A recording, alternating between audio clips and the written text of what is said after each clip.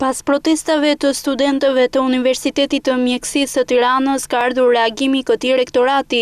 Rektori Ali Refatlari shprehet se vlefshmëria e diplomave për të cilët protestojnë aq shumë studentët janë po aq të vlefshme sa dhe ato të Universitetit të Tiranës. Në lidhje me njësinë e diplomave të lëshuara nga ky universitet, theksojmë se ato janë po aq të vlefshme sa janë dhe diplomat e Universitetit të Tiranës, Universitetit Politeknik e të tjerë.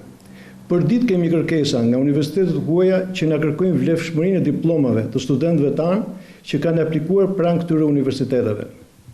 Nuk kemi asnjë rast të dokumentuar ku të jenë kthyer aplikimet e studentëve të Universitetit Mjekësor Tiranës për mosnjohjen e këtij universiteti në votë. Por një pjesë e këtyre studentëve dhe sidomos ato të doktoraturës protestojnë edhe për mosnjohjen e disa lëndëve nga universitetet ndërkombëtare dhe në lidhje me këtë shqetësim, rektori Refatlari jep këtë përgjigje. Një pjesë e shërbimeve dhe departamenteve ka marrë nismën për të botuar tekste të reja. Kthimi i departamenteve pranë qendrave në Universitetin e Tiranës, që ka lidhje të ngushtë me qendrën spitalore universitare, do të rrisë kualitetin e teksteve të reja që po krijohen dhe do të bëjë mundur për ato universitete që, siç pretendohet, nuk i njohin, të kenë mundësi që të njohin në të ardhmen.